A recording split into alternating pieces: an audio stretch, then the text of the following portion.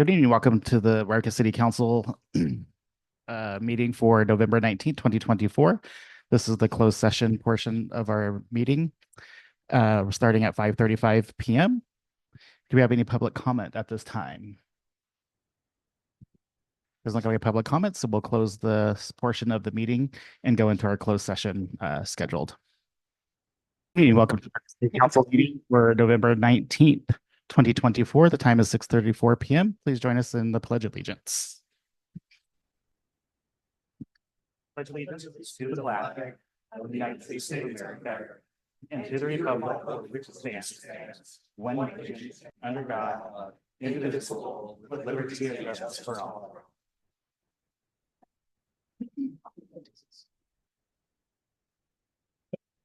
Just want to remind our council and our audience members to please silence their cell phones at this time. And we had a closed session meeting this evening at 5:30, and we have no reportable action at this time to report on that meeting. All right, and please note, City Clerk, that Drake Davis is absent tonight. Thank you. All right, Jason Ledbetter, our city manager, is on Zoom. He had a meeting in Portland today, so he's on our Zoom meeting. And we have Ms. LaCasey, our assistant city manager and planner, deputy planner, sitting in the seat as well tonight. So we welcome her for her first time sitting in that seat and her new position. So congratulations and welcome. All right. And I do have a request for a motion to reorder the agenda to have the item 10C to be placed after the consent agenda. This will be the syringe discussion, to move that after the consent, to move that first from Siskiyou County, the county of Siskiyou. For the wishes of the council, is that okay? Yes, please. All right.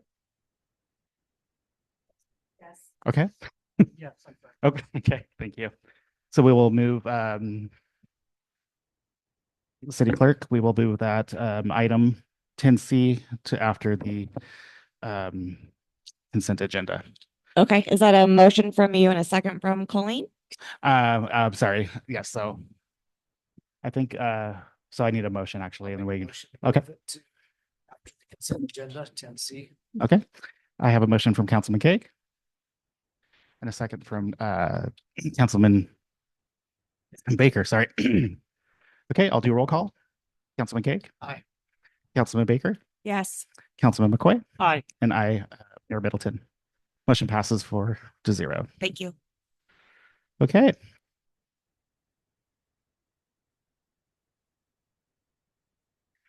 Item number 5, this is special presentations and or announcements. It looks like we have none this evening, so we will move to public comments. Item number 6. Public participation is welcomed and invited at all city council meetings. This time is set aside for residents to address the city council on matters listed on the consent agenda, as well as other items not included on the regular agenda. If your comments consent an item noted on the regular agenda, please address the city council when that item is open for public comment. The city requests that persons addressing the city council refrain from making personal, slanderous, profane, and disruptive remarks. Council members, when recognized by the mayor, may ask clarifying questions of the presenter, but no action may be taken by the city council during public comment section of the meeting. Under the Brown Act, the city council is prohibited from discussing or taking action on items not listed or posted on the agenda. This time is set aside for residents to address city council on all matters listed on the consent agenda, as well as items not included on the agenda. If your comments concern an item listed under the public hearing or new business section of the agenda, please address the city when that item is open for public comment. Please speak into the microphone from the podium. The podium electronically adjusts up and down to accommodate the speaker. Please state your name for the record prior to providing your comments. Please address the council as a whole. If you have documents to present, please provide a minimum of 7 copies. These become public record. Please please limit your remarks to 5 minutes.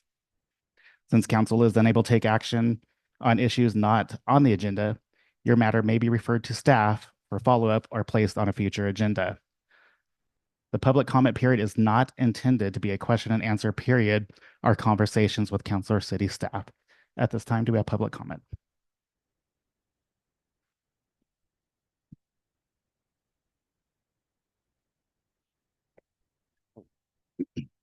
You want to go?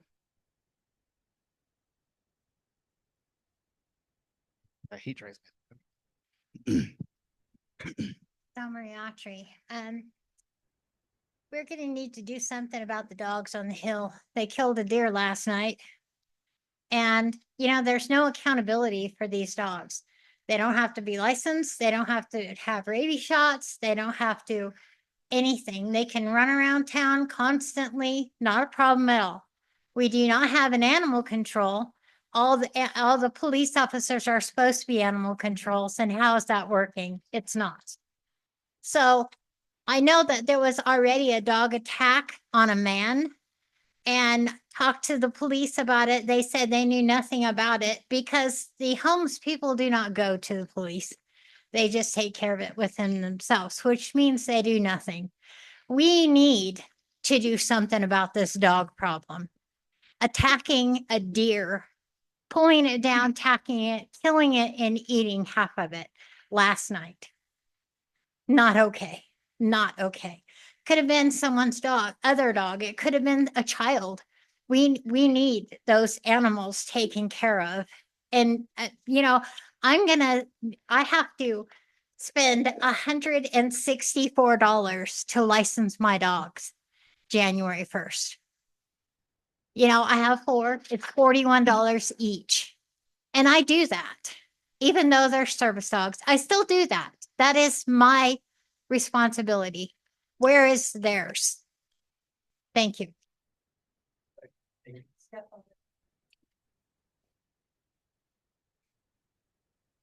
Good evening, Guy Scott, 124 Court Street. I came to just express my thanks and gratitude to the city council, to Public Works, to the city manager, because we got our streets paved this summer. And we have been waiting 2 or 3 years. It was really bad. And a couple people had been constantly petitioning you, and you guys came through. And I just want to say thank you. And the streets were Burgess Court, Spring, Virginia, Dexter, and Meamber. And everybody, I speak for all of them. They're all very pleased. And thank you very much. They needed it. The process does work.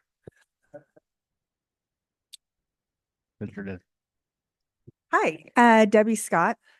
I'm also really grateful for the streets, but that's not why I'm here. I am also here to say thank you on behalf of the Yreka Farmers Market. I just wanted to express my gratitude for a great season and for you allowing us to have it on Minor Street this year. I think the community really enjoyed having it there, and we're really looking forward to next year. So thank you.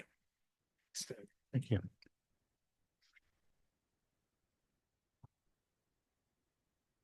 Any other public comment? Okay. So the public comment will go into item 7, consent agenda. All items listed under the consent agenda are considered routine and non-controversial and will be enacted by one motion unless any member of the council wishes to remove any item for discussion. A, approval ratification of payments issued from October 7th, 2024 through November 9th, 2024.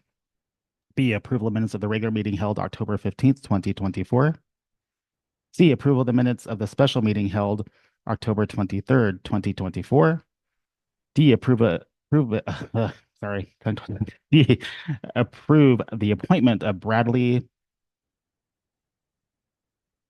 I'm gonna totally butcher this. Abelgard?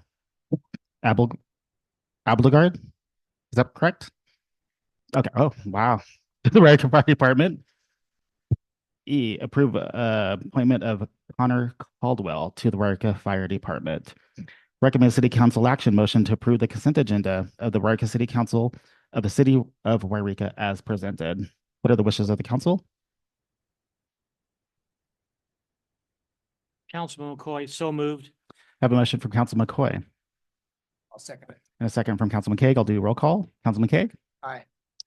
Councilman Baker, Yes. Councilman Pro Tem McCoy, Aye. and I, Mayor Middleton. The motion passes 4-0. Congratulations to the new appointees. Congratulations to both of you. It's interesting to see you at this state. And when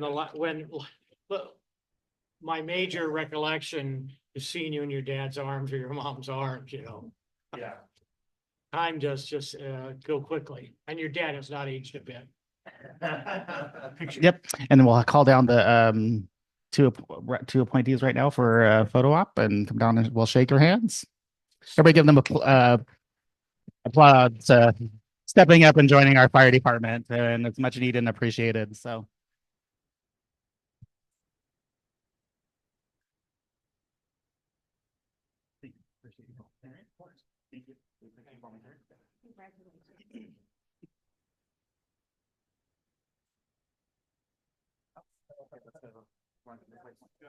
Are we going front?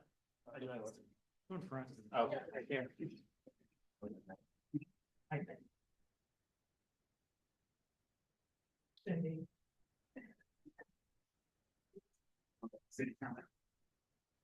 Cindy's got you. I got you.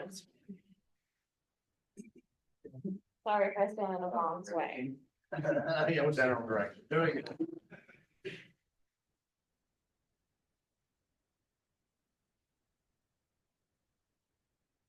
Perfect.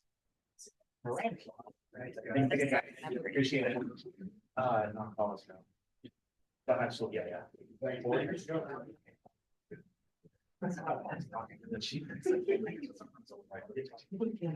Looking that way.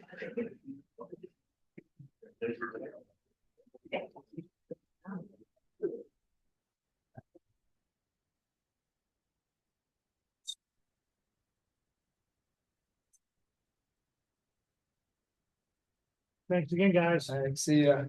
Good night. Thank you. All right.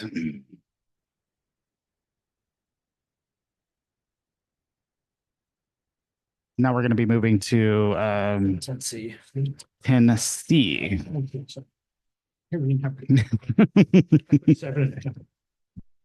So this is Dwayne Quaid, our councilman requests. This is County Health and Human Services. This is the agenda title, the Syringe Exchange Program Kiosk presentation. Good evening. Good evening, Councilman and Corey, Mayor Corey Middleton. My name is Shelley Davis. I am the Director of Public Health and the Director of Correctional Health Services for the County of Siskiyou.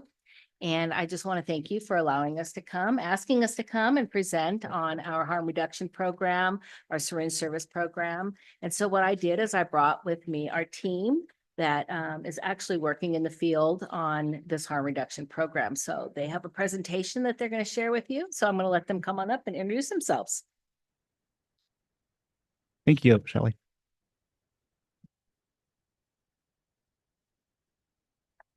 Hi, I'm Joel Newland. I'm a health educator with Siskiyou County Public Health. You want to do introductions first? I'm Scott Schoonover. I'm also a health educator for public health. And I am Kyle Walton. I am a community health worker for public health. All right. Next slide, please. Here's just a general overview of the Siskiyou County Syringe Service Program. As you can see, the goal of the Syringe Service Program is to provide services aimed at reducing the risk of spreading bloodborne viruses and other injection-related infections among substance-using community members. This is also known as harm reduction. So what we'll be talking about today, we'll be going over our Safe Sharps disposal kiosks, our weekly syringe exchange, our Narcan education and distribution efforts, and our rapid HIV and hepatitis C testing and counseling. Next slide, please. So our Safe Sharps disposal kiosks, they are free 24/7 self-service disposal kiosks for home generated sharps. Needles, syringes, lancets. Home generated means home personal use, not for veterinarians or doctors' offices. And these are secure metal kiosks. They're bolted to the floor. They are a drop box. So once the needles or syringes are dropped in, you can't get in them. There's a key that we have to go in and clear out and bring it back to our other syringe site at public health in a secure room. We also offer free portable sharps containers to the public at Public Health during our normal business hours. Currently, we have the 3 sharps disposal kiosks in the county. We have one outside of Public Health, one at Behavioral Health, outside of Behavioral Health, and then one outside of Dunsmuir City Hall. We also have a new program where we have mail back sharps containers available to the public. So we can give them to them and then they take it, fill it up, they mail it back themselves. So we're just offering that right now as well. That company is called Inmar. They worked on a substance take back program. Now they're working on syringes and they're partnering with Stericycle, who we pay to dispose of our syringes. These kiosks are not just for substance using community members. We get insulin needles, we get GLP-1 medications, which is Ozempic, Mounjaro, disposed in these as well. So any sort of sharps are available to be disposed of safely in the community as needed.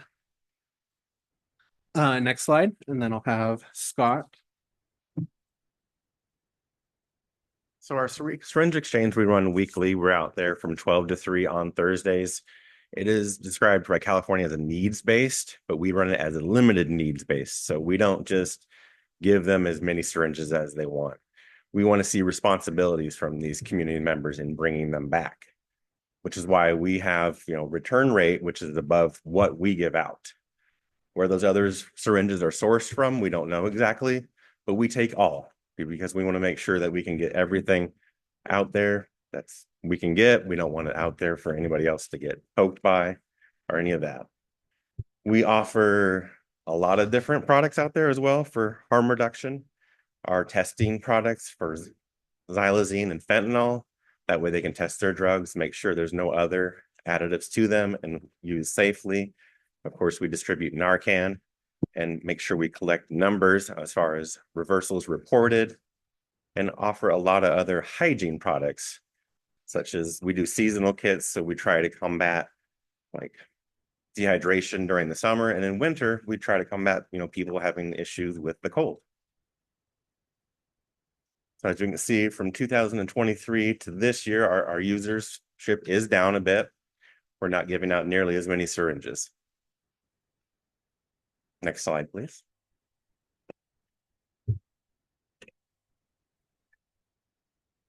Narcan education and distribution is also an important part of our program.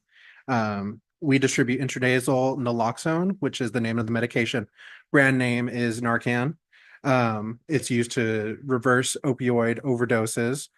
We offer Narcan trainings to local community members and organizations where we go out. It's normally a 20 to 30-minute training. We have Q&A session as well. And then we bring Narcan with us to distribute to the attendees of those trainings. So far, we have had 102 attendees for those trainings since July of 2024.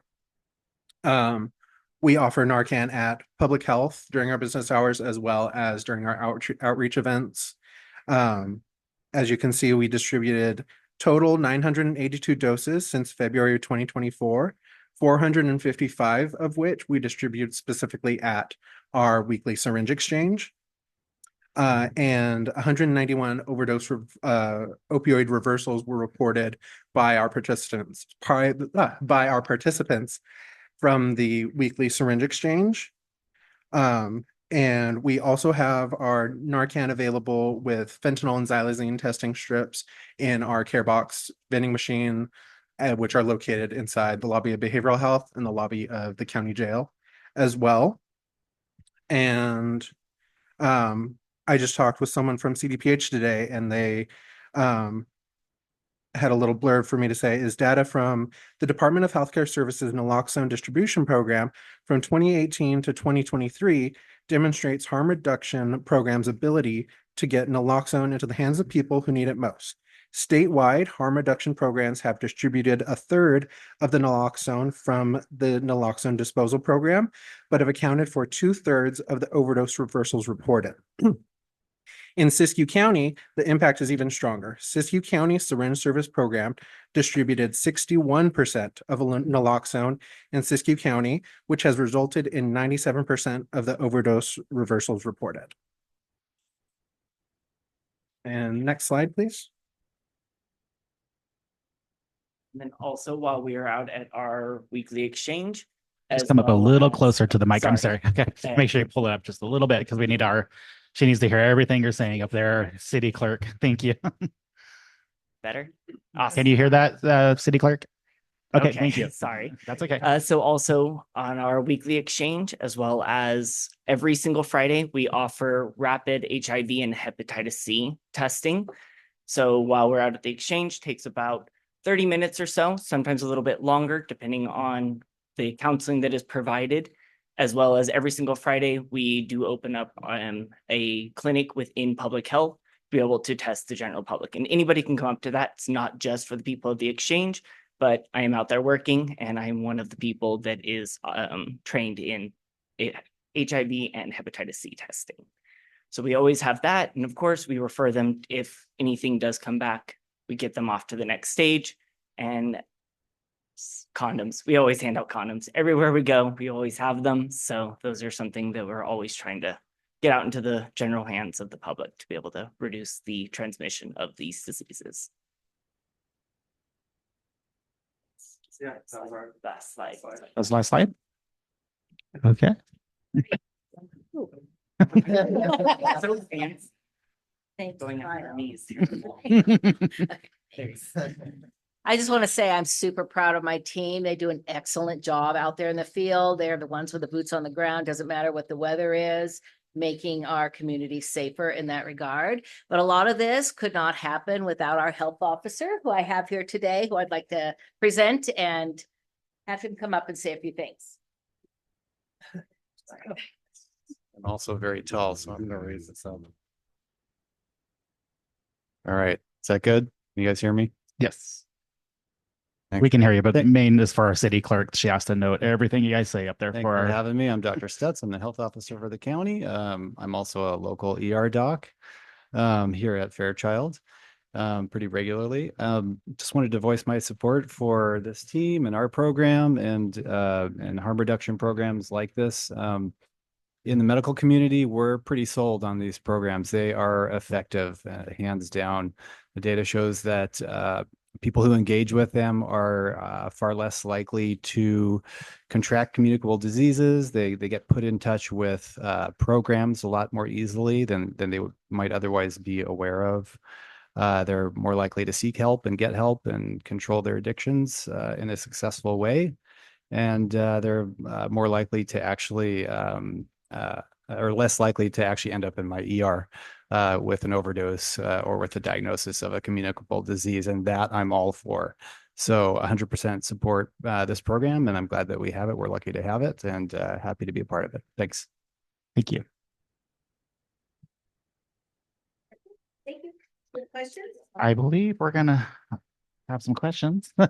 We don't have any, it looks like this, no action. It's just a discussion. It's a discussion. And I'll go to, Future discussion. yeah, and I'll go to Councilman Kaeg first as he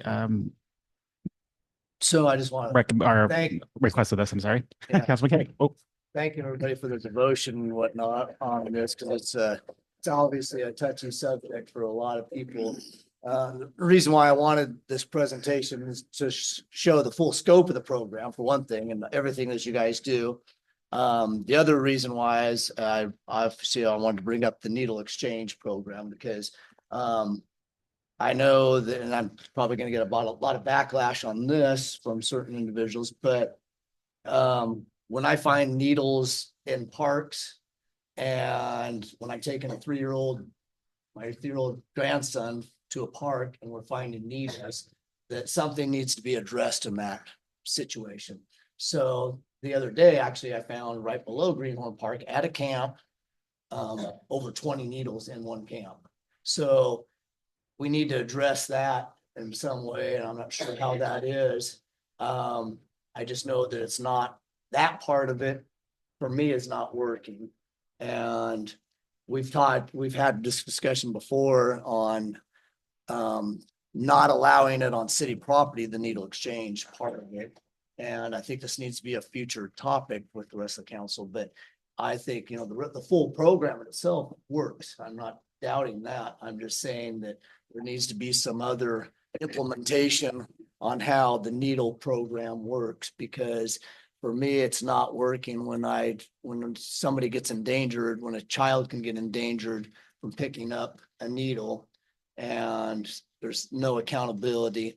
And I know that, like I said, a lot of people is going to disagree with me on this, but I have actually talked to past addicts and they expressed their concern on handing out needles too. One of them actually lives with me, and they said that this program, giving of needles to people is not solving the core of the problem. It solves fixing HIV and all this other stuff, which I'm not going to deny that whatsoever, because it does help that situation, but it's not helping the people that are going through the crisis of addiction.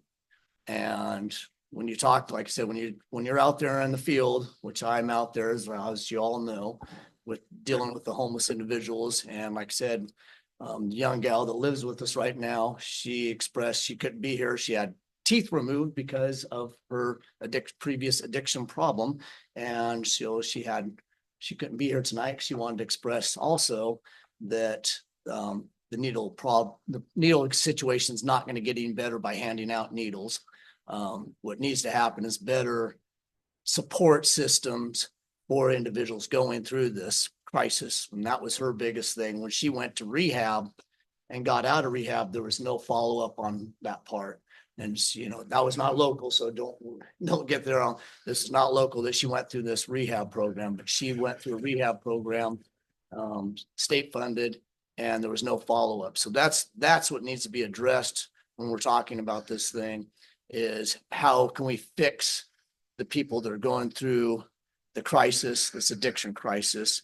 And what she told me also in this regards is they take the addicts will take these needles that they get free and they'll actually distribute them out through homeless camps and stuff like that. And they'll buy them. They'll sell these needles to other individuals and make money so then they can buy more drugs. So this is what we need to have a discussion on, is how we take it to the next level. And I'm, like I said, I'm sorry. I'm not criticizing what you guys are doing. I'm criticizing it at a higher level. This is not getting fixed. That just like we're a lot of things, especially when we're dealing with homelessness, that we keep addressing the symptoms and not the core problems of this. When we're talking about a needle exchange program, we're not addressing the true problem, which is addiction.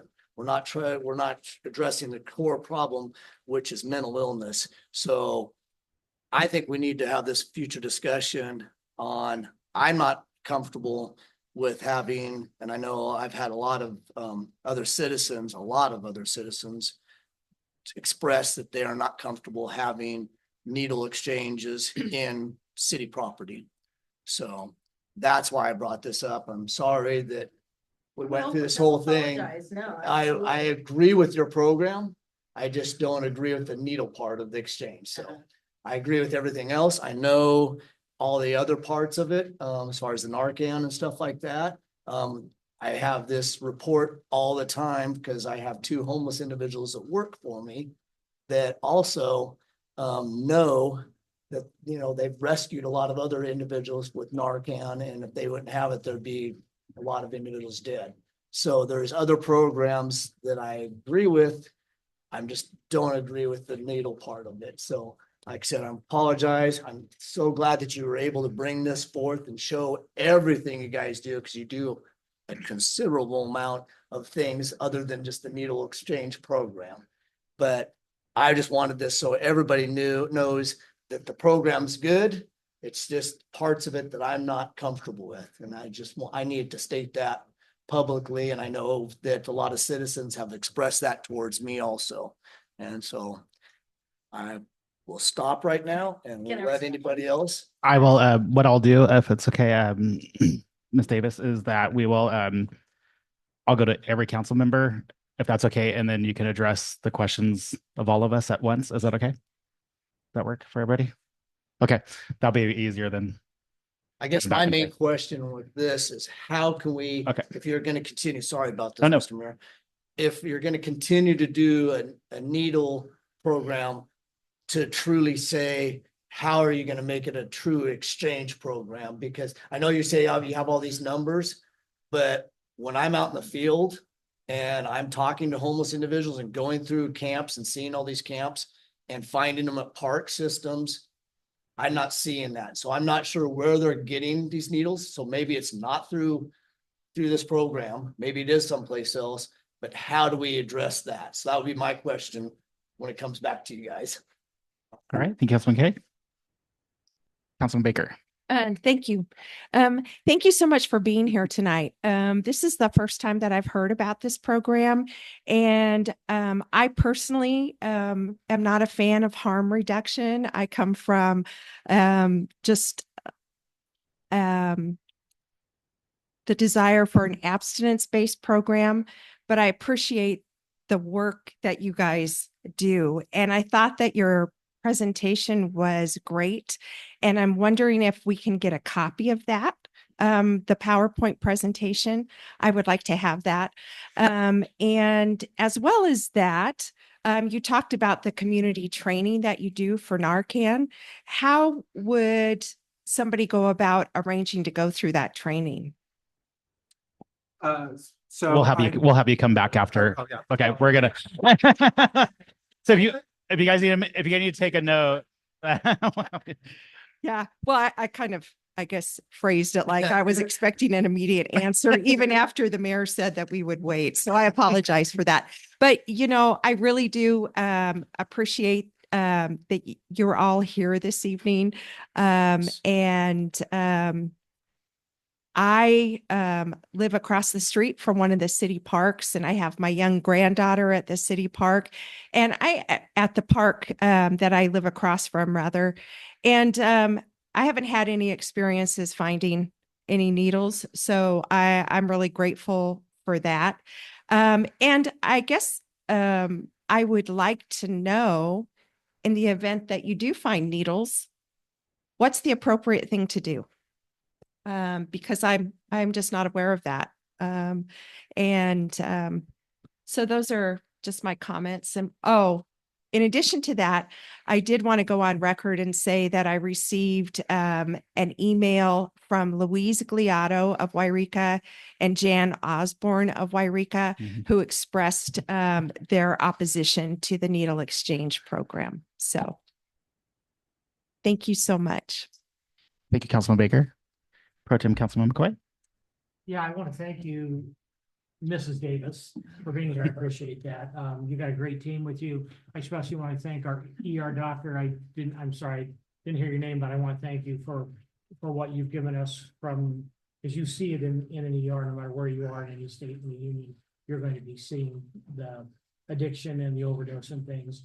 I had the pleasure of riding with Sergeant Dirksen, now Lieutenant Dirksen, and he shared with me how police forces use Narcan and how often they use it. So we know that it's a helpful tool for something that we wish we could extinguish, but we know that we never are going to. And the United States is a large consumer of recreational drugs.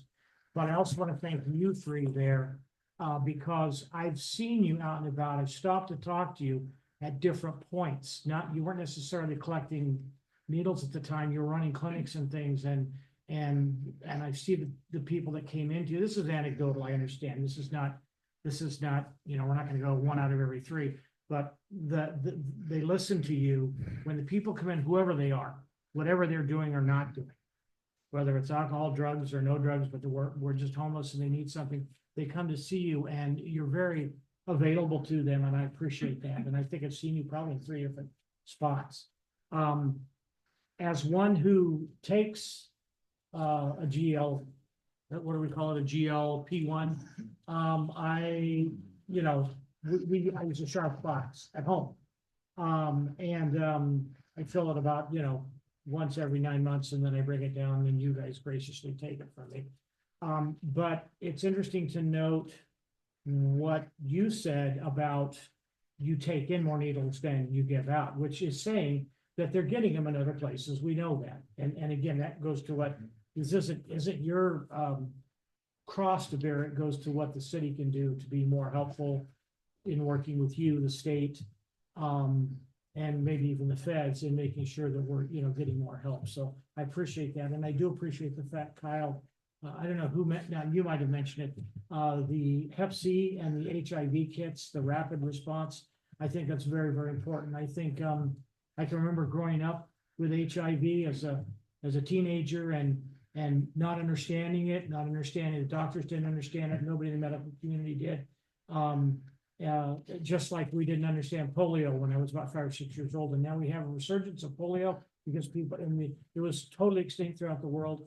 Now we have a resurgence because it is, because people don't want to give their kids shots. I think what you're doing in helping to do rapid response helps them to see whether they have an issue and how, and diagnose it, and then figure out, you help to figure out where to go for medical help. So I thank you. I have questions, but I'll probably keep them, and I'll talk to Kyle and that, and I'm sorry, guys, I don't remember all your names, but I'll talk to you guys about it when I'm out with you, because I do ask you questions every time I see it. Thank you all for being here. Yes, thank you. All right, thank you, Councilman McCoy. All right, guess it's my turn. I don't have too many questions. I just will piggyback a little bit off of Councilman Keggs. I haven't personally experienced needles in the park, or where the area that is probably more prominent.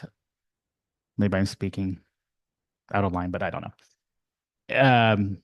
Near the Greenhorn area, because of where the homeless camp is. There's probably more usage of drugs, but I don't want to label the homeless of being all addicts and using the needles, because I know there's a bigger outreach for disease control, because I studied a little bit, and the spread of HIV or hepatitis, is that's what we're trying to prevent, not encourage people to be drug users. Is really not what I think the focus is, but we know that's some of the use. But it's also my understanding, and you guys can correct me if I'm wrong, is if they don't get the needles from the county, that is available to them at any pharmacy if they qualify, correct? You can answer that when you guys come up. And so whether we ban it, Mr. Keg, from a city property, they can still go to a city pharmacy and get it from a city, and it's still going to be out there, probably, more than likely. I don't know, maybe not.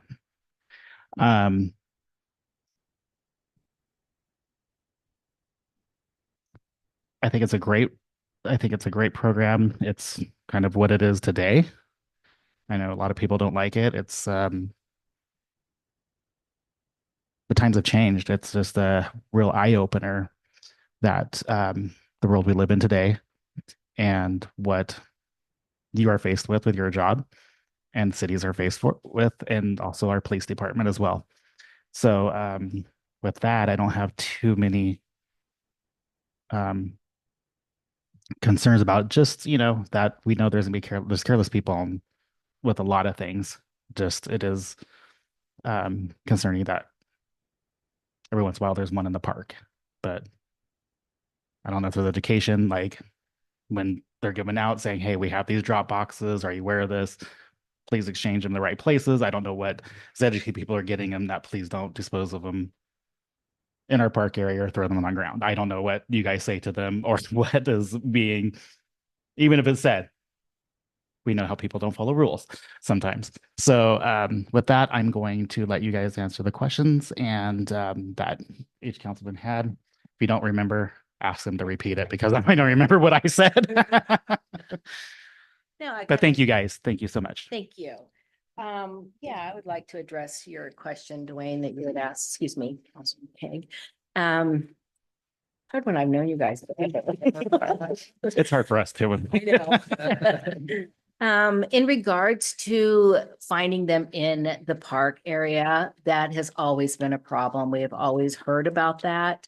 There was a time period where we were at the park and we were told not to be there anymore. We felt that at that time, we had less people complaining of the needles in the park.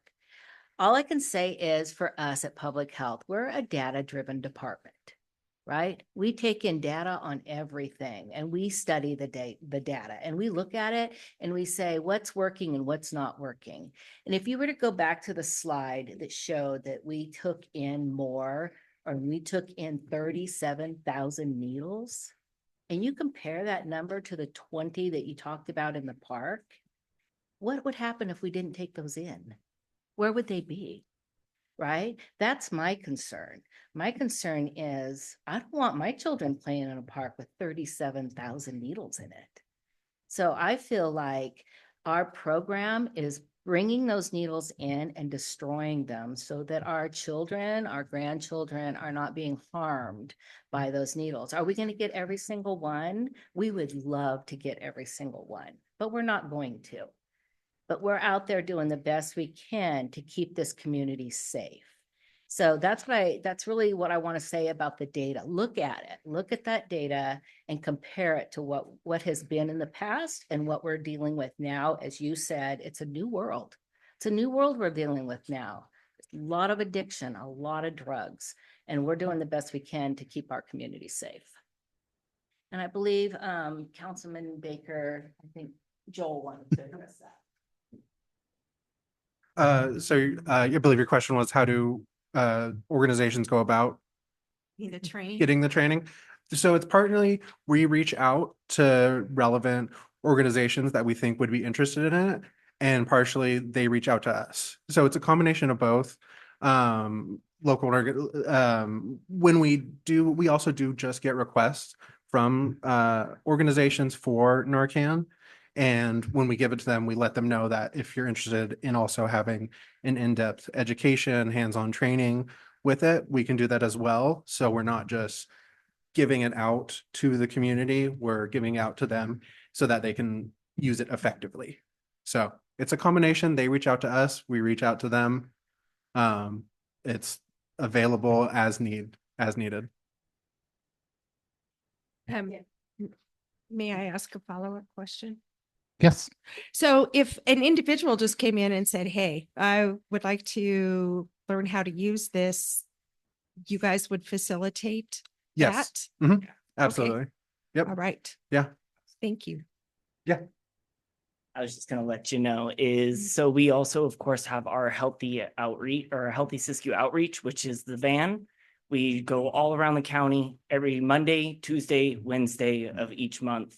I'm out and about, not doing the exchange, but everything else, as well as Scott. If you walked up and you saw us in Yreka, walk up to the van and say, hey, I'd like a Narcan. We're going to give you a Narcan. We're going to ask you, have you ever used it before? No? Okay, we're going to give you a quick walkthrough on how to do it. So there is kind of a condensed version. I wouldn't consider it the full training that like Joel does, but we do educate our public on how to actually use it and the proper response to doing it, like putting them into recovery positions, calling 911 if they're non-responsive, doing the whole second dose. There's a little tidbit that we do go into it. So if that was ever an issue, like they didn't feel comfortable with it, that's when we would refer them to going to the larger 20 to 30-minute class. So just wanted to let you know. And I'd like to speak a little bit to that too, as the Director of Correctional Health Services. We have a program at the jail where anybody that comes in that's an opioid user and we're placing them on opioid withdrawal protocol. Every single one of those persons is given a Narcan training, and we put Narcan in their personal property so that when they leave that jail and they're released out back into the public, that's in their property with them to go back to their homes, back to wherever they're going to be going, and that Narcan goes with them. Thank you. What about the other question? Oh, so the other question I had is, if we do find needles in parks or wherever, what's the appropriate thing to do about that? So if you're not going to feel comfortable picking it up, which most people are not going to, and say everywhere I go, even in my own personal life, I carry around a sharps container and an Narcan, because you never know what you're going to run into in this world anymore. It's kind of like you're saying, new world, things kind of go a little crazy. So if you don't feel comfortable, then you do see us, let us know where they're at. So that way we can figure out a way of getting them cleaned up. Like it's not all on you and it's not all on us, because as a community, kind of feel like that is all of our responsibility to keep it safe for everybody. Doesn't always have to mean that you have to do it yourself, but communication is definitely the best way of doing that. So that way it can be handled. Thank you. You're very welcome. Did you have a question? I'm not gonna. mess. Okay, okay, that's I right. see you guys, Okay. Next up to see you, I ask questions. So I know Councilman, thank you guys. I know Councilman Cake said we'd probably be back, but we do, I don't know, we have a full calendar between now and Mr. Cake's exit out of here, and we have a new councilman joining us, and so we don't know if you'll be back for that discussion or not. So, but we'll probably have a discussion on it to line it up for a future date. So Yeah, I just want to kind of make one last comment. okay. It's not that I don't disagree with the program. I disagree with the handing out of the needles, like I stated earlier. I agree with, I'm so glad that you guys take in needles. And let me reiterate that. That's great that you're taking in needles and you're taking in more than you're handing out. That's great. But like I said, I'd like to reiterate the core of the problem is addiction, and you guys aren't going to disagree with that. And we need to fix how we need to fix that. I'm not sure, but that's what we need to fix, because just being, giving them needles is not solving the problem. It's solving other problems, helping with the HIV and helping with other diseases and whatnot too, but it's not helping with the addiction problem. And like I said, when you're living with somebody that can have firsthand accountability on what that means to go through that addiction problem, then you kind of got to listen to them, because they know, they've been there, done that. And so needle exchange should be, going with another level. So what they've done in other places like Orville and whatnot, they've actually encouraged if they go do handouts, that it has to be in that facility. So in other words, if they're going to get needles, they have to go to behavioral health. They have to go to the facilities where they can hopefully get some help in the process of that. So that's what I would like to see more of. I'm not against you guys doing the program. I'm against it that it's out in the field, and on the far as the needle giveaway, that I think it should be done if you're going to do needle giveaways in behavioral health or public health building, to where they can come in and hopefully get some type of help to get them off what they're going through. And that's where I'm stating, and that's what they've done in other places, is why I'm bringing this up. They've done it in lots of other cities, lots of other counties. It's not unheard of, and it's encouraged. So that's the reason why I want to bring it back, to talk about that, to take it to another level. But I applaud you guys on everything you do, because you guys are working relentless out there doing that. And sometimes it feels like an endless battle, I'm sure.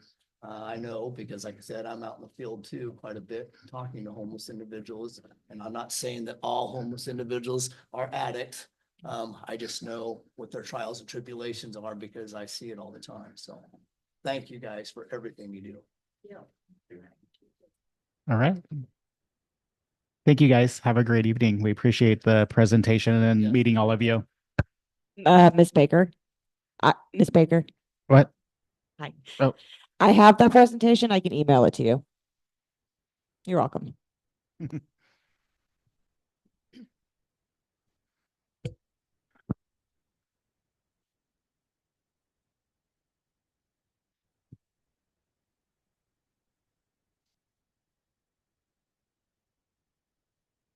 What?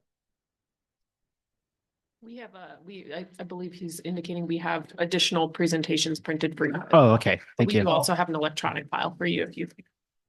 All right. Yep. So I'm going to skip back to number 9, public hearing. Public hearing protocol. So Mary described the purpose of the public hearing. The city staff will provide the staff report. City staff will respond to questions from city council. Mayor will open the public hearing. Public wanting to comment will come down to the podium, provide the city clerk with their name and address, and provide their comments. Mayor will close the public hearing. City council will deliberate and act on the item. This is our community development director. This is the agenda title, the Anderson tentative parcel map. The city council will consider the following tentative parcel map application filed by Lisa Anderson. The proposed tentative parcel map should subdivide one 1.61 acre parcel into 3 separate parcels, and dedication of the public city street, one 0.40 acre parcel, one 0.3 acre parcel, and one 0.57 acre parcel. Lane Street currently exists on the northern section of the parcel and would be separated and dedicated to the city as part of this tentative parcel map. Ms. Lucchese. Thank you. We were presented with a private project applied by Lisa Anderson, who could not be here today. She lives in Woodville, and we advised her not to come up due to the weather. But if you do have any questions, I've been in contact with both her and her surveyor of record, which is Dan Wallace, if needed. This is a very straightforward tentative parcel map. So this is a large parcel. It is in an R1 low density zone and general plan designated area within the city. There's no proposal for a rezone. The property owner owns a very large parcel, but she only is proposing to construct a single family home on that parcel on a portion of it, and then in the future would like to be able to sell off the other 2 portions of that property as estate planning for her and her family. She does not intend to sell those properties anytime soon. She did share that with the Planning Commission when we did do the public hearing for them as well. And as part of this, in addition to the tentative parcel map, she is offering up Lane Street as a city dedication. This was a clerical error with the previous subdivision map that was accepted for this area that should have denoted Lane Street. So you'll see on page 95 of your packets, it's the exhibit highlighting where Lane Street is. So Lane Street does currently exist there in its full capacity. There are no proposed changes to the design of that street as part of this project. It would merely clean up the map and dedicate that portion of the street over to the city inventory, which is city staff's preference at this time. We would typically do that as a dedication as opposed to an easement in this circumstance. This item was presented to the Planning Commission and a public hearing was held at the October meeting. There were no public comments received during that meeting. We did have a comment from a neighbor who was asking mainly more questions about the design of Lane Street and if anything would change for that, which it would not. The property owner is required to install curb gutter sidewalk as part of this project, and she will do that on the portion of the property where her house will be constructed. And so there are no changes to the width or any type of design to Lane Street as part of this project. Just to reiterate that again, I did share that with the commenter, and then the commenter said they were satisfied and did not have any additional questions. I'll open it up for any specific questions from the city council, but the recommendation is to approve the resolution and accept the dedication for recording. Thank you, Ms. Lucchese. Questions from the city council? Council Baker? I just have a, when you talk about, what does it mean to dedicate a street? Sure. So what happens with a dedication is there's a portion of land that is held by the private property owner. And so what typically happens with Subdivision Map Act is when you're dividing up a large parcel, you want to be able to have public access to all of those parcels so that when you sell them and develop them in the future, they have access to a public street. Sometimes there are private streets, but typically we do advocate for a public street so that it's built to standard. The city takes it over from that developer. And so that would be a dedication of land. So they're basically giving it to the city as part of the development of that property. And that's typically how most of our cities have been developed out in the past. This is just a clerical error with the previous subdivision map. Either this section did not get included with the dedication of the other sides of Lane Street, which are all properly dedicated, or there could have been a situation where they didn't know quite where Lane Street was going to line up in that subdivision map, and it just got over overlooked as time went by. So this is just cleaning up that record and just basically bringing that street into our inventory. It currently exists. Everyone uses it. It's public access at this point, but this just cleans up the map for us. Thank you.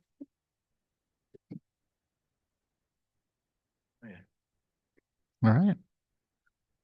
All right. Well, I think that property was part of the Lane Ranch, wasn't it, for a long time? So who knows what happened in that whole area of streets, because that was a big ranch up there for years and years.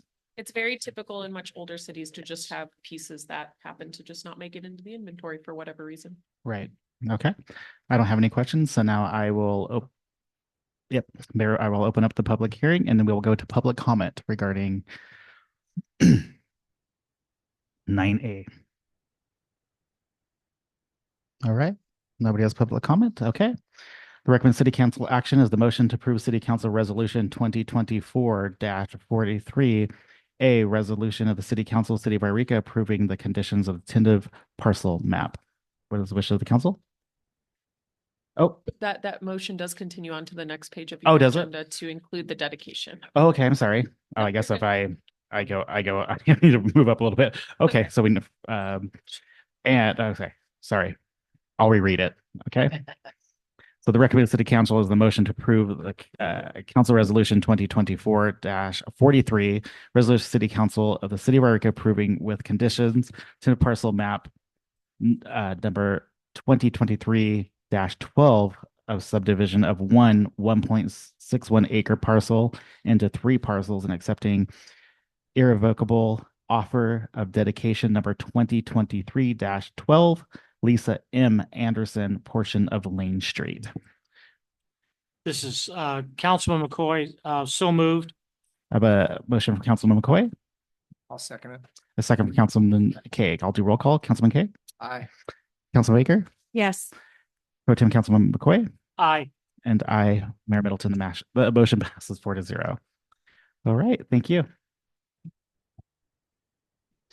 Okay, we're moving down to 10A. This is our finance director, Mrs. Aldrich. This is the agenda title, discussion of possible action to approve resolution of the Yreka City Council to adopt amended budget for fiscal year ending June 30th, 2025, adopting the budget for fiscal year ending June 30th, 2026. I apologize, Oh. Mayor Middleton. We do have item 9B, Oh, which did I is miss the 9B? master fee schedule. I'm just update. doing well tonight, aren't I? You're I okay. just moved right up. Okay, never mind. It's still me. Okay, it's still you. So stay right there. Finance directors, I'm sorry, 9B, master fee schedule update. All right. Good evening, council.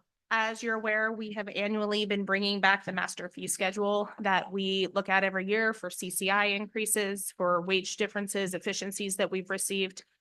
Before you is that master fee schedule. No major changes besides our CCI, really. We did add, sorry, by the way, this was taken to finance committee and their recommendation was to move forward to bring it to council. So they have had a chance to review this. The only significant, I would say significant change is that we have included the community center, theater, park reservations, and stage reservations. They have not been updated since 2004. So they're pretty significantly behind the times. First, I'd like to thank the planning department because Alia did a numerous amount of work on this for me and she did a great job. She did market research as far as she researched with Montague, Fort Jones, Etna, Mount Shasta, Ashland, tried to compare facility to facility to get an idea of how much they're charging versus how much we're charging. Currently, on average, when we have an event at the community center, they are paying for approximately 28 to 30% of the total cost of the event. So the general fund is subsidizing the remainder amount of that. So we have some suggestion. We have given our recommendations as to what those fees should move up to. Case in point, one of my favorites is we charge somebody $10 an hour for a building attendant. And we are currently paying them anywhere $17 to $18, not including tax. So we're losing off the bat right there. This was publicly noticed. And if anybody has any questions.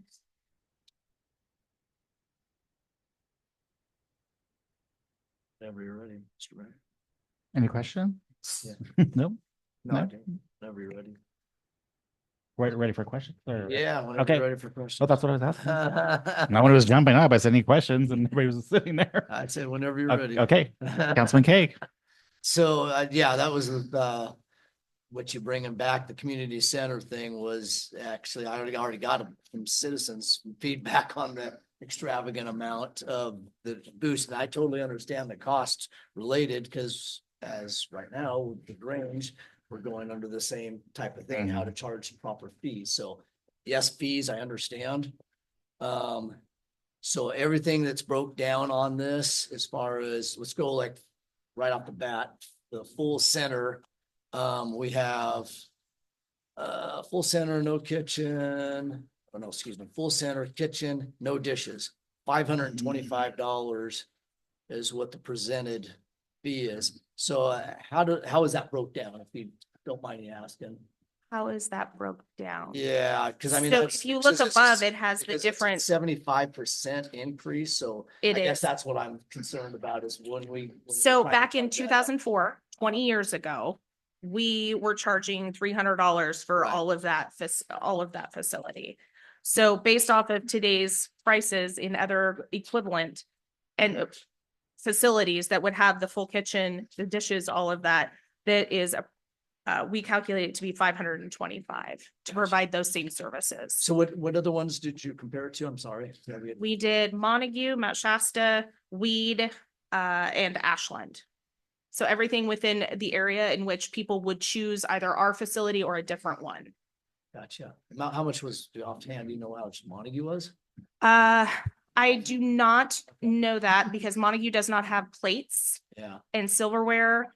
I do know, at least when I rented it for my wedding, it was, I believe I paid 300, if I recall off the top of my head, but the deposit was like 500. Right.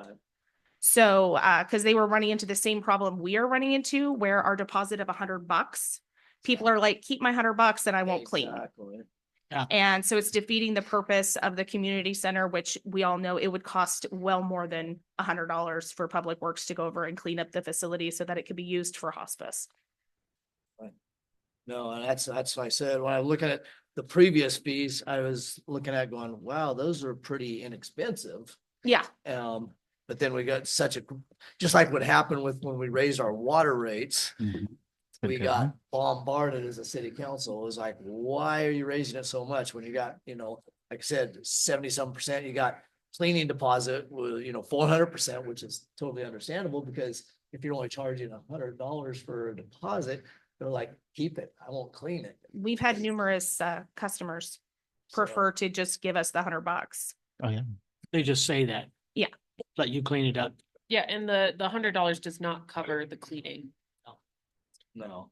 So there's a lot of things that I'm glad you're updating this because it definitely needed. I had no idea it was that inexpensive on some levels to cover that. I mean, it needs to be, to where it's affordable, but it also needs to be where we got to cover our costs too. So it's too bad that these weren't raised in A more in a consistent more manner. moderate. Yeah. Yeah, I absolutely agree. Just because it's the same, like I said, the same thing happened when we did our water rates too. We got so much negative feedback because it wasn't done for Years. 15 years or something like that. I will point out, we do have specific rates for schools and their rental of either the community center or the theater. We have discounted rates for schools. That was gonna be my next question is if there's discounted or no rate or no charge for certain. We don't charge for park reservations. So if, like, for example, Grenada School every year does a lunch at Greenhorn Park and they want to reserve Upper Greenhorn Park, we give that to them for free. Okay, cool. Cool. I don't have any other questions. I just wanted to state that it needed to be done and it's too bad that it has to be such a big level so quickly, but unfortunately, it's one of those things that should have been done years ago, just like a lot of other things that we've let slide and haven't raised it, adequately enough to cover at least some of our basic costs as a city. And unfortunate, but the times are there that we have to raise them a certain amount, just like I was stating with the what's going on with the Grange. We're trying to restructure that, and fees are not not as cheap as they used to be. Our cost of heating and air conditioning, as now we have the new HVAC in the community theater, is, you know, it takes a lot to get that running. So Yeah. that's all I have to say. Thank you. Thank you, Councilman Kay. Yeah, it's unfortunate. I'm shocked it's been 20 years. And, you know, we're not going to fault past council members or, you know, why it hasn't come, but that's not neither here or there. And it's unfortunate. We will get probably, you know, we'll take the hit for the increase. But as you say, with the rising cost of wages, the rising cost of, you know, the power and everything, we can't, you know, continue to subsidize our, you know, for it. So yeah, it's a tough decision to make, but I think it's a great facility. It's a well-kept facility, and it's used quite a bit. So, Councilman Baker. Thank you, Mayor Middleton. Mrs. Aldridge, thank you so much for bringing this forward. I know that you and city staff have put a lot of effort into this, and you presented this information to the Finance Committee. We had a meeting, and it was our consensus to have you bring this forward to the entire city council. And if you were just looking at this, especially with the community center, it's like, oh, wow. But it's been 20 years since the fees have increased. And it's been 5 or 6 years since I had my other hat on, and I rented community buildings throughout the county for polling places. And these fees are just very reasonable compared to what the county was paying for polling locations. And I've already received a lot of criticism myself about these specific fee increases, but I just really feel that it needs to be done. So thank you.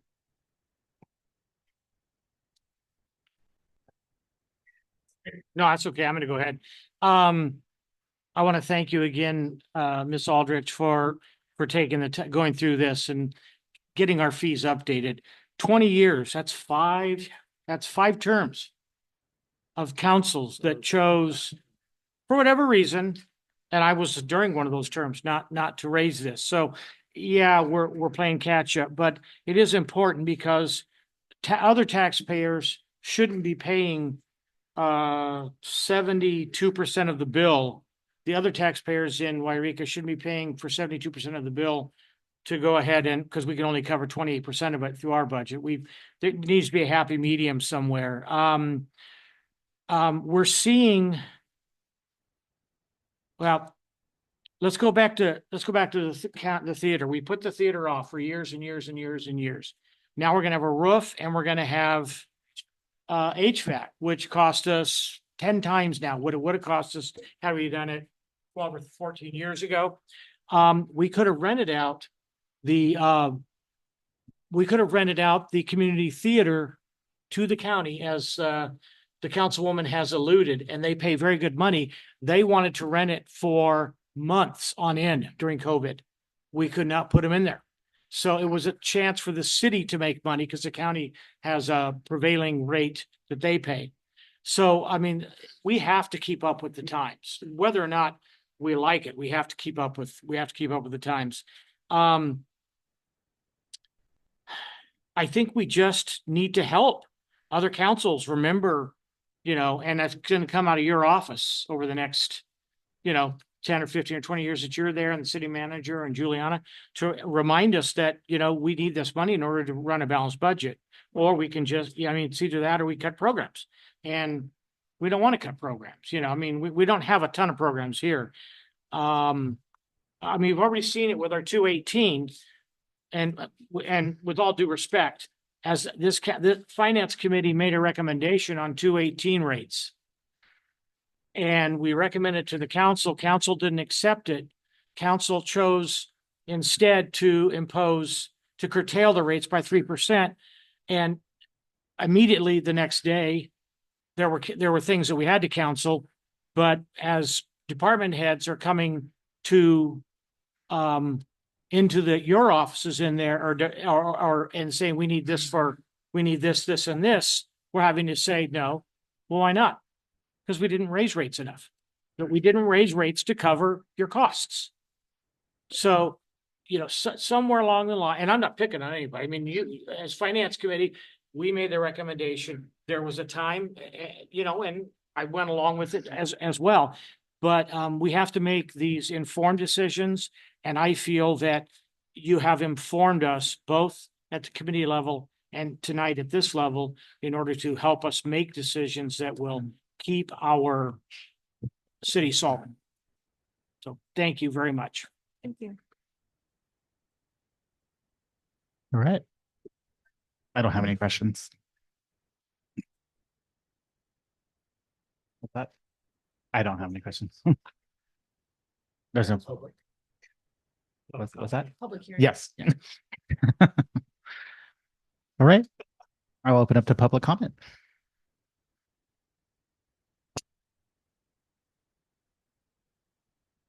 Okay, I will close public comment. Okay. So the recommended city council action for 9B, master fee schedule update, motion to approve resolution 2024-44 of the city council of the city of Yreka adopting an updated comprehensive fee schedule and adopt the finding that the project is statutorily exempt from CEQA. What is the wishes of the council? Mr. Mayor, so moved. I have a motion from Councilman Baker, I'll second it. second from Councilman Kaeg. I'll do roll call. Councilman Kaeg, Aye. Councilman Baker, Yes. Councilman McCoy, Aye. and I, Mayor Middleton. The motion passes 4-0. Okay. So now we will move down Yeah, now to 10. 10. So new business. This is our finance director who will staying with us. 10A is the agenda title discussion, possible action to approve resolution of the Yreka City Council to adopt amended budget for fiscal year ending June 30th, 2025, adopting the budget for fiscal year ending in June 30th, 2026.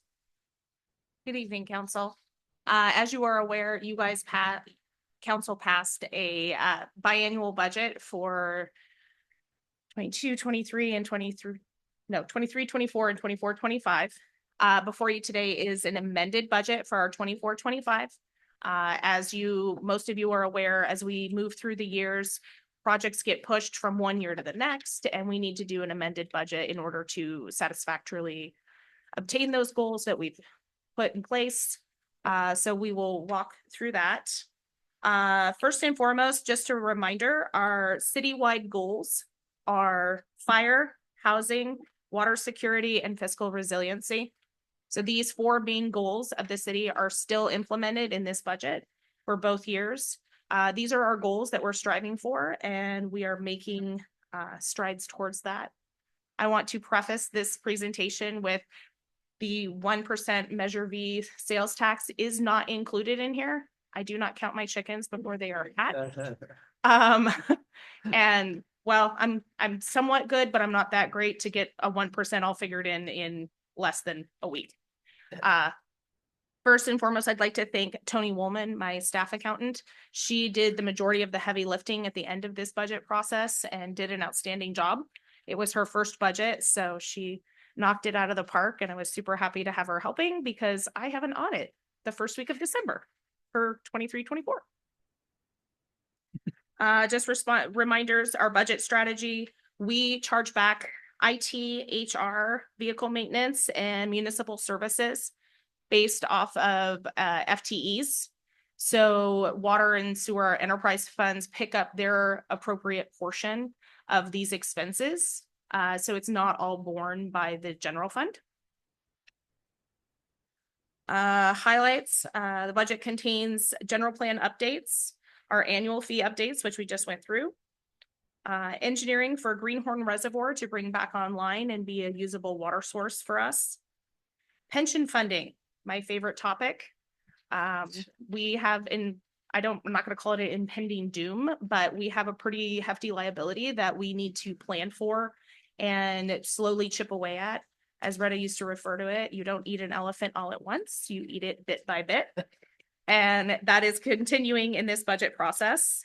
Also included is the finishing of the re-roof and the HVAC for the community theater, as well as the conclusion of the Burgess Street sewer project. Next slide, please. Thank you, ma'am. Here is our overall budget for 24-25. We have 32,275,813 in revenues. And our expenses, 34,010,268. It's not uncommon for us to have some use from reserves. In 24-25, the general fund is projected to be $12,000 to the good, which means we'll be putting $12,000 into savings if everything works exactly as I have predicted. My magic 8-ball, which is a good, including a transfer to the streets program of 785,000. And 25-26 is, I'd like to point out that this again does not have the 1% included in it. It also has our $500,000 loss of our ARPA funding. So if you remember, we had a healthy, fun years of getting 500,000 a year for 4 years. That well has dried up. We no longer get that. So we really had to kind of tighten down on what projects we were going to do in 25-26 in order to end at a good place. Unfortunately, general fund right now is projected to be about 44,000 pulling from reserves in 25-26, which is okay. We will reevaluate and include that 1% and see how that affects in once we get our good projections for our fire staff. Next slide. Here's our general fund. And as you can see, the majority of our budget goes to our police department. First, I'd like to remind everyone that our #1 asset here at the city is our staff. Without good staffing, we don't have a productive and functional city.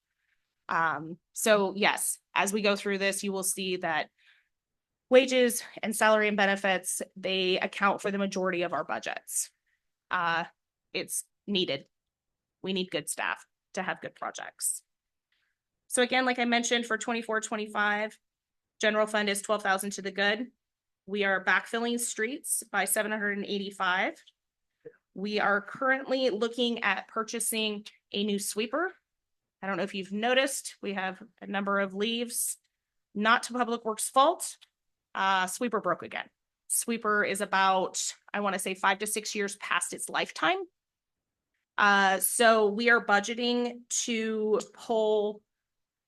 backfill from general fund a portion, but also to pull from our streets reserves a portion to purchase a new sweeper so that we can be functional and do our jobs.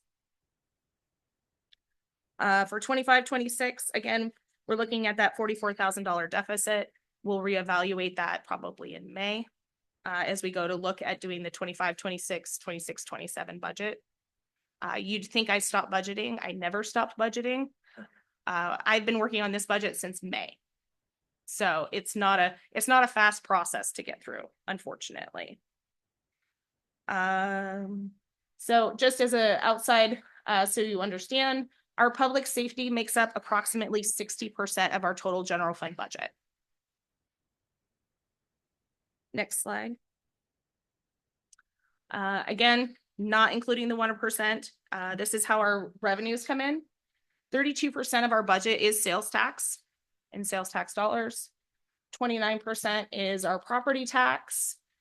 Our Measure C is approximately 17. And then we have our TOT, which is at 13, and then some other small pieces, including business licenses, which is a whole 1%. Next slide. This is just a quick breakdown of our police department.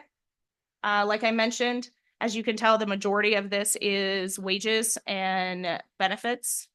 So approximately 84% of their budget is personnel, which, as you can imagine, can't run a police department without personnel. So they, again, are doing a great job. That includes their dispatchers and all of the police staff. Next slide. This is currently where our fire department is at. There are approximately $770,000 of budget out of the general fund. Again, major portions are salary and wages. This includes our payment to our volunteers for their stipend and their trainings and all of that good stuff. Their fleet is slightly higher than what you would have seen in the police department, mainly because fixing a fire engine costs us a lot more money than fixing a cruiser. So the police department may have a larger fleet, but fire definitely has a more complex fleet. So they get a larger portion of the fleet budget. Next slide. So as Councilmember McCoy had mentioned earlier in the meeting today, we had a change in what percentage increase we were getting through the 218 process. Initially, the Finance Committee had recommended approximately 9.5%.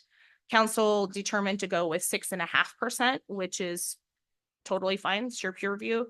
As you can see in 24-25, we are estimating to use approximately 561,000 of reserves in order to meet our operating needs. So approximate portion of that is 262,000 in equipment, which includes filter pods, all of that good stuff that gets our water here in drinkable shape, I guess, pardon me. As you can see in 25-26, we start to see a reduction in the amount that's coming out of reserves because we get another 6.5%. We are hoping to see the inverse of this and start putting money back into reserves in year 3, 4, and 5.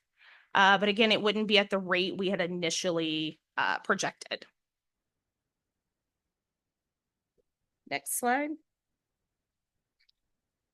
So just a quick pie chart of that again. Wages are always a significant portion, wages and salary and benefits. As you can see, their operations budget is quite large in that chemicals are really expensive. We saw in the last year the necessary chemicals, chlorine, etc., jump 100%, if not more, from previous years, which is hard to predict when you're doing a 5-year projection when it jumps 100% in 1 year. Next page, slide. Thank you. Again, same situation in our wastewater. We are projecting to use about 189,000 of our reserves in 24-25 with an equipment budget of 70,000. Actually, Matt came in today and something exploded and he's like, we've got to get it fixed because we're doing it the old fashioned way by hand. And I was like, oh, how much is that going to cost? But luckily, they do have it in the budget. They're just going to push some things that are still making it to the following year, and they'll make it work, as they always do. 25-26, we actually finally have the inverse that we were looking for in water. It just happened sooner. We'll be putting about 9,000, which isn't a whole bunch of money, but it's better than nothing, into reserves in 25-26, and we'll see that grow as we go into the next 3 years. Again, just the pie chart of it. Again, operations, they just have a lot of chemicals and stuff that they need in order to make things operate. Their maintenance, their M&O is just larger than anything you will see in general fund. They just have more to maintain, M&O, can you say that for all of us? Huh? Maintenance. Oh, operations. Maintenance and operations. Thank you. I Yes. just want to make sure. Yeah. Sorry. That's okay. Pulling out my lingo. Oh, that's my last slide, isn't it? Perfect. So before you is what I feel is a balanced budget. Yes, we are planning on pulling from reserves. We're not planning on doing that year over year, which is always the goal, is to put money back in so that if emergencies come up, we are prepared for those. Please let me know if you have any questions. All right. Thank you, Mrs. Aldrich. Okay. Do you want to go first? Go ahead. Go, Councilman Coyle. Thank you, Mrs. Aldrich. I appreciate all the hard work that you did and your staff. this Councilman McCoy. I want to commend you on the budget. We have reserves for that reason, for a rainy day, and we hope to be able to, backfill those at some point in time, but you've done a masterful job with this. Most cities do a 1-year budget. We do a 2, which I think is commendable because somebody, can look at 24, somebody that's coming in right now can look at 2024, 25, and then I'll also look at 25, 26. I do want to also thank Councilwoman Baker. This is something that we have looked at quite a bit and then spent some time with it in the Finance Committee. And this is something that the Finance Committee is recommending. We're not overspending here. We're trying to make things work with what we have. And we're not counting our eggs before they're hatched. So thank you again. Thank you, Councilman McCoy. Nothing for you? Councilman Baker. I would just like to echo Councilmember McCoy's gratitude for the great work that you've done. And I feel like the city is in really good hands financially. I'm always impressed with the caliber of work, the detail that goes into all of this. And I just don't know how you keep all the numbers straight, but I'm grateful and thankful that you do, and you demonstrate that you do. So thank you. All right. Thank you, Councilman Baker. I don't have any questions, but I'm gonna make a comment. It's probably gonna be unpopular here for a second, but it is what it is. Do it? Okay. I want to say that I was a council member that abstained from the decrease in the water rates. And I know I was probably unpopular, but I didn't vote no. I just voted to abstain because when the councilman brought it before us with a 3% reduction, there wasn't enough information for me to vote yes at that time. It was going off a whim, so to speak. So now when we didn't have our professionals, the firm that did the research, who knew what they were talking about for the 218 with the water increase. We went on a whim of just saying, okay, let's reduce the 3%. We didn't know what the fallout was going to be. Now we see what the fallout's going to be. And that's why I abstained, because I felt we didn't have enough information at that time. And now I see why I abstained my vote, that we should have went back and had the firm, but we didn't. So I respect the council members' decision that voted for the lesser of the water rate increase. But now we know that we're going to be taking a hit right there in red. And so moving forward, for future people, council members that are sitting here, that is a lesson to be learned, that we make sure we know exactly what that 3% is going to be in the long run, without just, I know our citizens were upset, they were hammering us, and we look out for our citizens to save from their pocket. But now we know that it's going to take a hit with the city pocket, and down the road, maybe not down the road, we might be hitting up the citizens for another rate increase. And that's probably going to be maybe after my next term is done. But who knows? But great job. Thank you for your hard work. It's not easy with, as you say, the increase of everything, the inspected. We didn't expect for our street sweeper to blow up or catch on fire. We caught on fire, right? So we didn't expect that. Not on my to-do list. Yes, not on our to-do list. Things come up, and this is why we have to have reserves to switch in case we have things happen like that, and things do come up, just like we do in our households. We don't expect things to go out and that we don't budget for. So anyways, but thank you so much for your hard work. Thank you to the council. Thank you for the finance committee for working on that. And we appreciate it. Okay. So with that, we will open up to public comment.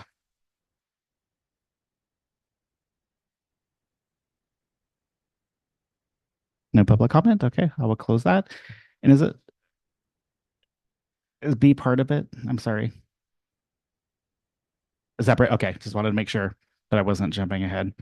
Okay, so the recommended city council actions, the motion to adopt Resolution 2024-45 of the City Council of the City of Yreka adopting the amended budget for fiscal year ending in June 30th, 2025, and adopt the budget for fiscal year ending in June 30th, 2026.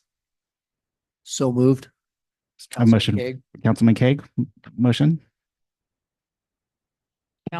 Councilman McCoy will second that. A second for Councilman McCoy. I'll do roll call. Councilman Kaeg. Aye. Councilman Baker. Yes. Councilman McCoy. Aye. Mayor Middleton, aye. The motion passes 4-0. Okay. You're back up. This is agenda title 10B. This is adopt resolution setting forth the appropriations limit for the city of Yreka for fiscal year 2024-2025. Before you today is the annual GAN limit. It's the appropriation limit that is calculated based off of numbers from 1989-90 that are adjusted based off of population change. That it tells us how much money we can spend of our proceeds of taxes. So it's not our overall budget. It does not include our enterprise funds. It's simply specific items out of our general fund that say this is how much you can spend. The calculation for the current year says that we can spend $23,291,190. We are currently budgeted to spend $10,615,323, which is well below that GAN limit. But it is an annual resolution that I bring forward to you, proving that we are not exceeding that limit. All right. That's short and sweet. Council members, questions for Mrs. Aldrich? Nope. Yep. Okay. Public comment. No public comment. Okay. Recommend City Council action before you is the motion to adopt resolution 2024-46 of the City Council of the City of Yreka setting forth the appropriations limit for the City of Yreka for fiscal year 2024-2025. What are the wishes of the council? So moved. Councilman McCoy. All right, I have a motion from Council McCoy. I will second the motion since I haven't done one, so I will second it. Okay, roll call. Councilman Kaeg. Aye. Councilman Baker. Yes.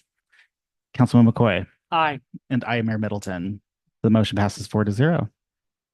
Okay, so we already done 10C, so we'll move on to 11, City Manager and Staff Report. City Manager and staff may make brief announcements or reports at this time.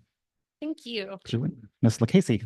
So we have a couple of updates for the city council and members of the public today. The first one is our air curtain burner program. We will be having our last green waste collection day for a little bit here on Saturday. So that will be from 9 a.m. until 1 p.m. at the city's public works yard. So we'll be taking woody material, grasses, leaves, and different products like that. We will not take treated wood or construction or metal. This is part of our air curtain burner program, which is funded through CAL FIRE and a cap and trade program. This is free to everyone who would like to use it. It is not limited to residents of the city of Yreka. So we are asking for everyone and anyone to use the service. It is basically come in.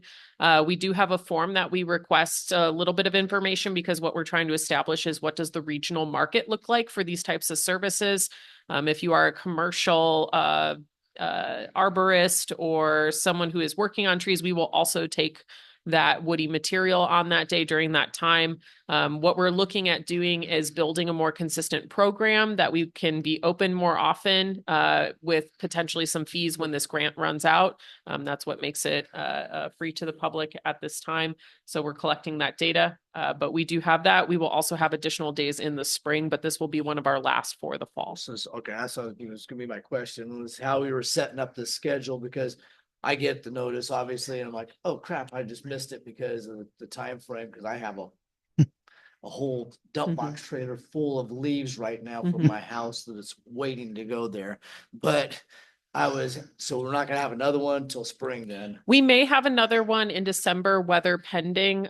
We were hoping to have one on the last Saturday of November, but we realized that it is at the exact same time as the holiday parade, Holidays, yeah. and we will not have enough Public Works crew members No. to do both events, and so we had to cancel November 30th. I can check in with Public Works to see what the availability is in early December. We just weren't really sure what we were going to get for weather. For drop-off days and things like that. We want to make sure that it is safe for people dropping things off. Yeah. And then once we do get a little bit more vegetation, we will light up the air curtain burner and burn all of that on site. I guess my big suggestion for future council here is just have something set up on a schedule basis on that, so where the public has more awareness of that. So some type of, the first Saturday of whatever month, especially when it comes to this time of year, when we have a lot of leaves, and that was the whole idea of this curtain burn system, is so people start utilizing it for their leaves or their debris, so they're not burning it in their backyards, and help with obviously the air pollution aspect of that, and also to keep a lot of the leaves from getting blown down the street, so our street sweeper doesn't have to utilize, our machinery doesn't have to be overworked because of that too. So I'd say that would be something for the future, sometimes of scheduling, so the public has a better awareness of that, me included. So. And hardscaping our properties, and I've gotten great feedback. Yes. People are excited about it, especially your last. Oh, yeah. I'm sorry. No, they're real excited about that. So that's why I'm excited about it, because I really like to see this program, to take to another level, and I think it would be valuable for our community. So Thank you. Thank you. Yeah, we just started doing it. One of the reasons why we took it slow is we weren't sure how much interest we would get. We didn't want to get inundated before we had to Right. start the burner.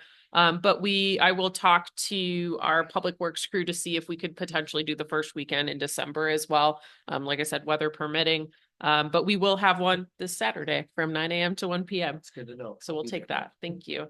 And then also, it looks like we do have a successful tax measure. Although Emily's a little bit more skeptical, I'm not.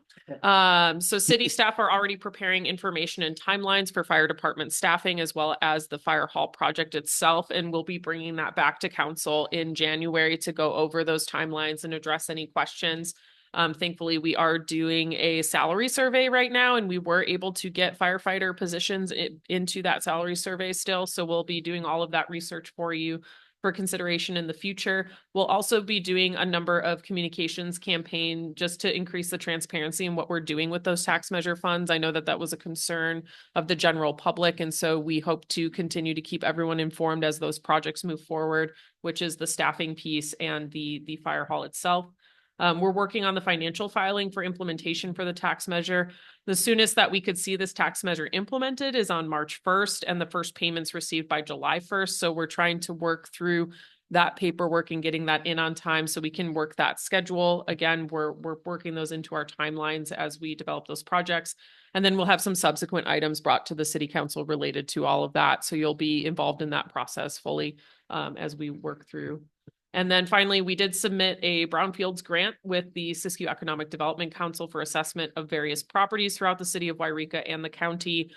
We have been hosting this grant for a number of grant cycles, and that's what's been giving us enough money to do what we call environmental survey assessments. So ESA phase 1, phase 2.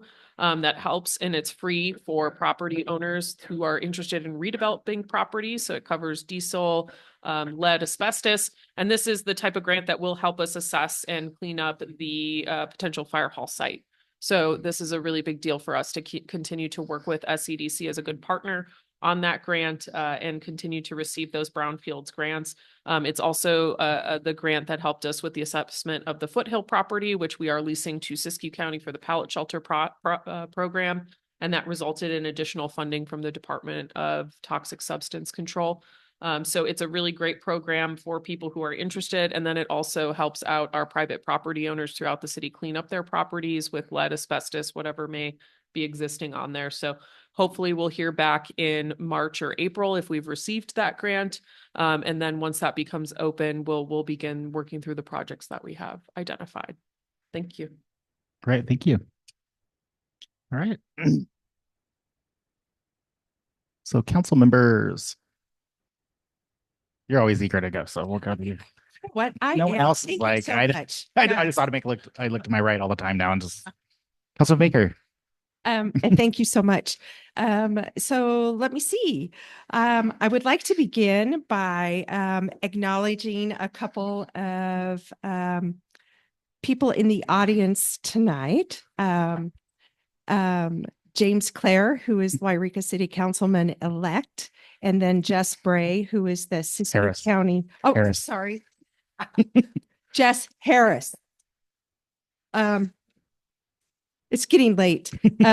He's been called worse. Yeah. Right, James? He is the Siskiyou County Supervisor District 1 elect, and I would like to congratulate you both on your election, as well as Mayor Middleton for his reelection. Goodbye. Uh, All right, goodbye.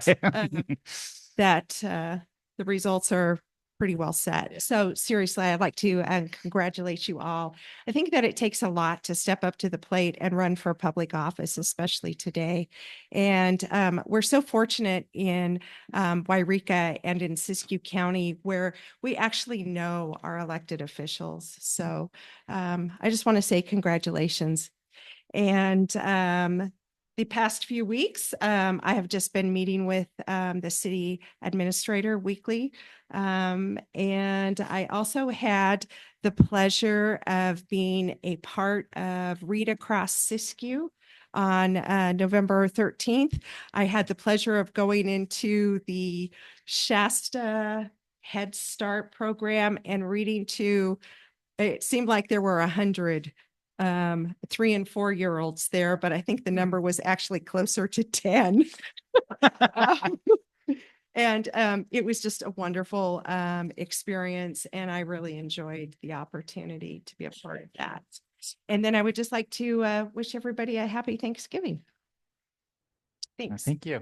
And it's hard to believe it's I know. this season already. Crazy. Thank you, Councilman Baker. Councilman McCoy.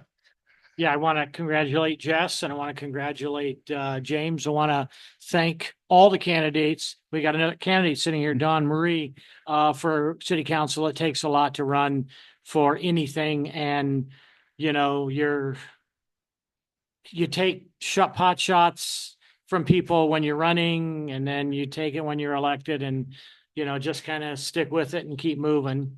So I want to thank the citizenry of Yreka for passing a sales tax that will present us with a new fire hall and 6 full-time firefighters. And then at that point in time, we can look at how we utilize volunteers. I know that's something that Jerry's, I'm not stepping on him, but that's something that he's looking at. He's looking at the fire hall. He's looking at the museum. He's looking at how you staff full-time and what do you do with how do you staff the volunteers? So I do want to thank the citizens who got out and voted for that. I want to say happy Thanksgiving to everybody. And those of you who are going to South County, drive, if you're staying here, but when you're going to Medford tomorrow, drive very, very safe. I've accepted that I'm here tonight. So Okay, yeah. apparently they've chained up at Mount Shasta. So but thanks again for running. Appreciate it. And you guys, your job's just you're just starting. Just beginning. You are just getting started. So anyway, and I will yield back to you, sir. All right. Thank you, Councilman McCoy. Councilman Cake. All right, same thing. I just want to congratulate everybody. It's awesome. I like I said, and everybody that ran for an office, I encourage them to keep it up and keep on that path of trying to make this a better place, making Yreka better, making our county better. It's important that everybody gets involved, whether they're running for election or just coming to our city council meetings. I wish more people would come to our city council meeting. I wish it would just full every time. Mayor Middleton may not agree with me on that one, but I would love it. I would love if our council meetings were Might not be for me next bombarded time. every time, and whether it be positive, negative, it's at least people are voicing their opinion. And that's what was so important about this election all the way around.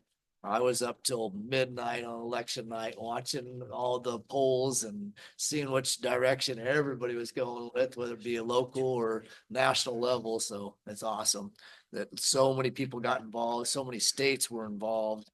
And at a national level, it was a good turnout all the way around. And I encourage everybody to keep on that path.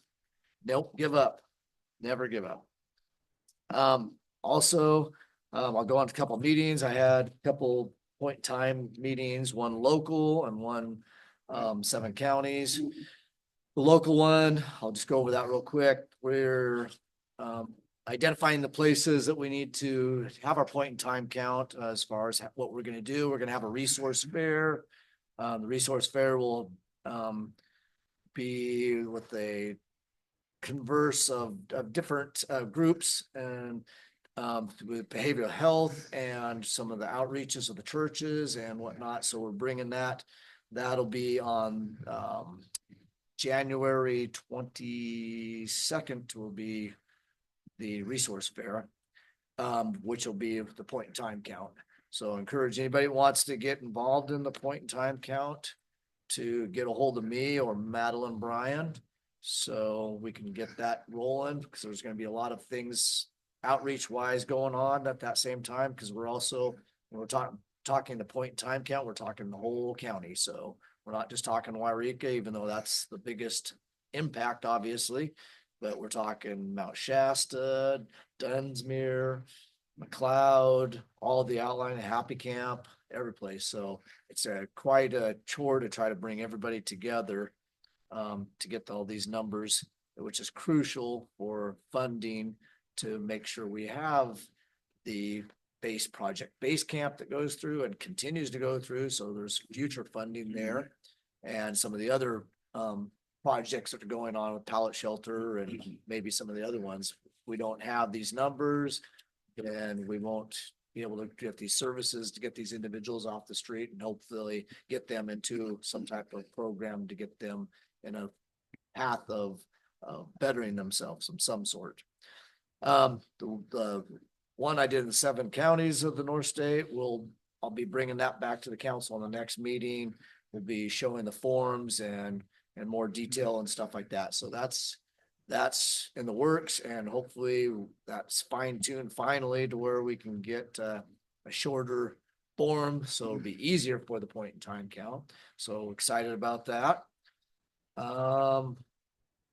Other than that, I was trying to think if we have, on a personal note, like I said, I was talking about the Grange earlier. Anybody who wants to get involved in the Grange, please call me.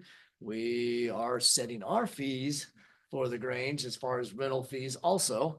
And yes, it is very detailed to try to get that, because the cost of everything has gone up extravagantly since the last time the Grange was opened. Everything has went up. So yeah, our fee schedule actually had to go way up too from what it was before. I can only imagine. Just because the cost of heating and electricity and everything else. But like I said, on personal, the Grange is doing good. We're getting a lot more people involved in it. We had a craft fair this last Saturday, which was a great turnout. Lots of people got involved in it and loved it, and we're excited that the Grange is up and going again. So like I said, anybody that wants to get involved in the Grange, please call me. That's my next venture. As I step down from here, I got conned into taking this, and I'm going to run with it for a while, I guess, so we can get it up and going, because it's a valuable asset. Just like the community center is, the Grange is just like that. Everybody's talked about it. Elections, was a polling place at one point in time, and maybe it can be in the future again. We don't know, but it definitely is a place for people wanting events to put on and close to the park. It's really nice to have it. A place to have events close to the park, and they can go hand in hand together. But I just thank you for letting me share that with the people and let them know that the Grange is now open for business again. So thank you. Awesome. Thank you, Councilman Cake. Well, that's good to see. Yeah, that is back in, used to be a booming place. When I start saying back in the day, then I mean I'm getting older. But I'm getting older, so that's life. see what has been going on. As everybody probably knows, I've been on pins and needles for the last 2 weeks because my race was very close, and I want to commend everybody for running. And the person who was beating down my door, boy, he almost took my seat. And so I want to wish him the best of whatever he decides, and everybody else who ran. I didn't, when I ran in 2018, I did not make it. It did not stop me from being involved. I went on planning commission, continued to coming to city council, being involved with the council members, and just being involved, and ran again in 2020. And I'm very honored to be able to get a second term and take my seat again. Um, uh, very honored. And to James Clare, I look forward to working with you and you taking your seat. As we say goodbye to Dwayne Kaeg, Councilman Kaeg, I just think of the shoes of who, which one of us is going to fill regarding the homeless, because it's not going to go away. It's always going to be there, even though we have programs and, hopefully some shelters and housing coming down the road, hopefully here soon. Not fast enough, I know, for our citizens, but it is coming. But it's going to be a continuing, it's not going to disappear. And we're going to have an advocate or somebody on the council that's going to have to fill your shoes. And I don't know who's going to be it. Probably won't be anybody as far as the level you have been involved in with the unhoused population. So I commend you on that. Maybe no, this is not your goodbye, but I just want to say we don't know who will, but we'll see who will step up and take over that portion of city council duties.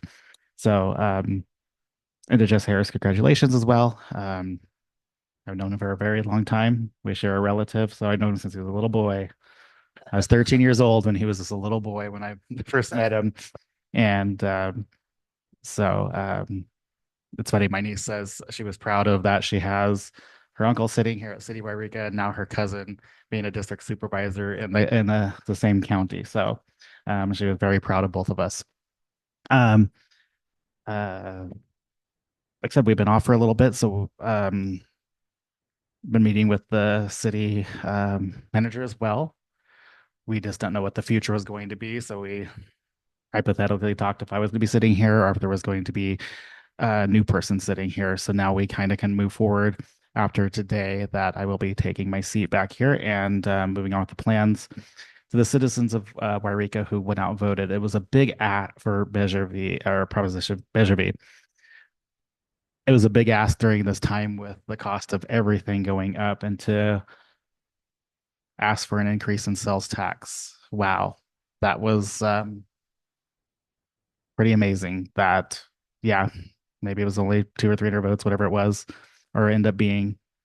But to go for that ask and have people recognize the need of the fire department and how desperate it is, and what an ask. But boy, what a great day for our fire department in the city of Yreka. And big things will come in the next 4 years during my term. It will probably be my last. Who knows? You never say never, I guess. But for James Clare, it's a very exciting time for you to come and take a seat here with everything that is in, process and everything that we have approved. So very exciting. A lot of changes have happened. It hasn't been, it's been turbulent 2 years with a lot of controversial issues, but we weathered through the storm. We got used to a new city council that has been here. You've been here for 2 years already, which is hard to believe. That's gone by so fast. And now we'll switch guards again with one person. But other than that, it's getting late. There's a big storm. Everybody be careful, be safe, stay warm. Have a great Thanksgiving. Thank you for coming, and we'll see you next time. Meeting adjourned. Storms are